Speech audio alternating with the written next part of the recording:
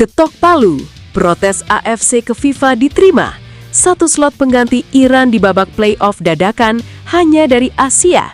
Indonesia, Oman, dan UEA saling sikat. Zona UEFA tidak diikutkan.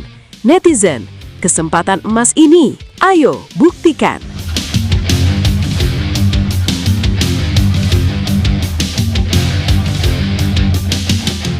Akhirnya, ini bukan lagi sekadar rumor, bukan lagi sekadar bahan debat di kolom komentar. Arah keputusan mulai jelas. Tekanan dari AFC ke FIFA benar-benar membuahkan hasil. Slot kosong yang ditinggalkan Iran tidak akan dibuka untuk zona lain. Tidak ada lagi wacana tim Eropa ikut campur. Dan playoff dadakan ini kini mengarah menjadi perang saudara Asia. Buat banyak orang, ini bukan cuma kabar baik. Ini perubahan peta peluang yang drastis. Dari yang awalnya nyaris mustahil, sekarang berubah menjadi sesuatu yang, ya, masih sulit, tapi masuk akal untuk dikejar. Kalau kita tarik ke belakang, situasi ini berawal dari satu hal yang bahkan tidak ada hubungannya langsung dengan sepak bola, konflik geopolitik. Iran yang sebelumnya sudah mengamankan tempat, tiba-tiba berada dalam posisi terancam. Dari situ, efek domino terjadi. FIFA harus memikirkan skenario pengganti, dan disinilah kontroversi muncul.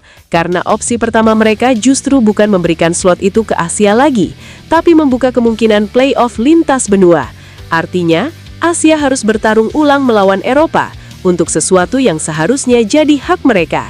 Dan di titik ini, banyak federasi Asia mulai merasa ini bukan soal kompetisi lagi, tapi soal keadilan. Dan AFC tidak tinggal diam. Mereka mendorong, menekan, dan memainkan peran politiknya. Karena kalau keputusan itu dibiarkan, ini bisa jadi presiden buruk ke depan. Hari ini Iran, besok bisa siapa saja. Slot Asia bisa dengan mudah dipinjam oleh zona lain dengan alasan teknis. Maka ketika akhirnya arah keputusan berubah, ini bukan sekadar menang debat. Ini kemenangan posisi tawar Asia di panggung sepak bola dunia. Masuk ke inti ceritanya, sekarang kita bicara tentang 3 nama. Timnas Indonesia, Timnas Oman, dan Timnas Uni Emirat Arab. 3 tim ini dengan latar belakang berbeda, kekuatan berbeda, dan tekanan berbeda, tiba-tiba berada di satu garis start yang sama, merebut satu tiket paling mahal dalam sejarah mereka. Ini bukan lagi sekadar pertandingan biasa, ini bisa jadi penentu generasi. Kalau kita bedah satu persatu, UEA jelas datang dengan profil paling siap. Mereka punya pengalaman tampil di level tinggi, fasilitas kelas atas, dan kemungkinan besar diuntungkan kalau venue benar-benar digelar di kawasan Timur Tengah. Adaptasi sudah pasti, cuaca sudah biasa, atmosfer mereka hidup di dalamnya. Ini bukan cuma soal kualitas pemain, tapi ekosistem sepak bola yang sudah matang. Dan di pertandingan singkat seperti playoff, faktor-faktor ini sering jadi pembeda yang tidak terlihat di statistik. Lalu Oman, ini tim yang sering luput dari sorotan, tapi justru disitulah bahayanya. Mereka bukan tim yang bermain spektakuler, tapi sangat disiplin. Organisasi pertahanan rapi, transisi cepat, dan yang paling penting, mereka jarang panik. Dalam turnamen pendek, tim seperti Oman bisa jadi mimpi buruk. Mereka tidak butuh banyak peluang. Cukup satu momen, satu kesalahan lawan, dan pertandingan bisa selesai. Banyak tim besar Asia yang pernah merasakan betapa tidak nyamannya menghadapi Oman. Sekarang kita bicara tentang Indonesia. Secara jujur, di atas kertas mungkin paling tidak diunggulkan. Ranking masih tertinggal, pengalaman di level tinggi belum sebanyak lawan, dan kalau bicara konsistensi, masih naik turun. Tapi justru karena itu, Indonesia masuk dengan satu keuntungan besar. Tidak ada yang benar-benar mengharapkan mereka menang, dan dalam sepak bola, status underdog itu sering jadi senjata. Tidak ada tekanan berarti, tidak ada beban sejarah yang menghantui, dan semua hasil positif akan terasa seperti bonus. Yang sering dilupakan, Indonesia dalam beberapa tahun terakhir bukan tim yang sama seperti dulu. Ada perkembangan, ada peningkatan mental, dan yang paling penting, ada keberanian untuk bermain lebih terbuka. Kalau momentum bisa dijaga, Indonesia punya potensi untuk mengganggu skenario yang sudah diprediksi banyak orang. Dan dalam format playoff, kata mengganggu itu bisa berubah menjadi menentukan. Tapi, kita juga tidak boleh menutup mata terhadap realita. Kalau venue benar-benar digelar di Timur Tengah, itu bukan kondisi ideal untuk Indonesia.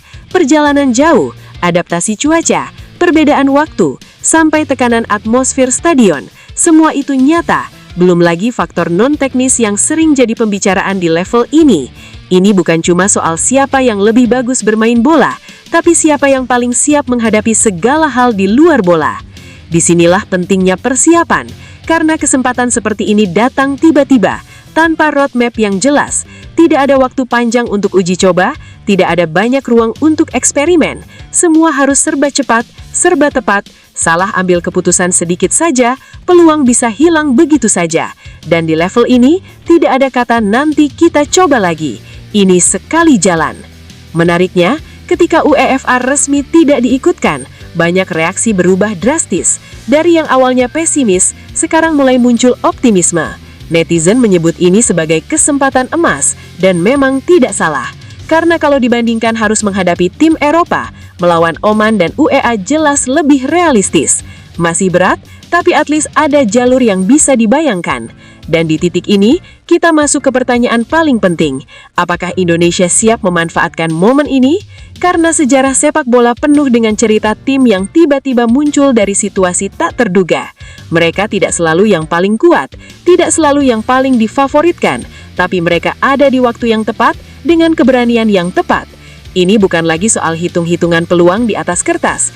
Ini soal mental, momentum, dan keberanian mengambil kesempatan. Karena kesempatan seperti ini bisa jadi cuma datang sekali dalam satu generasi.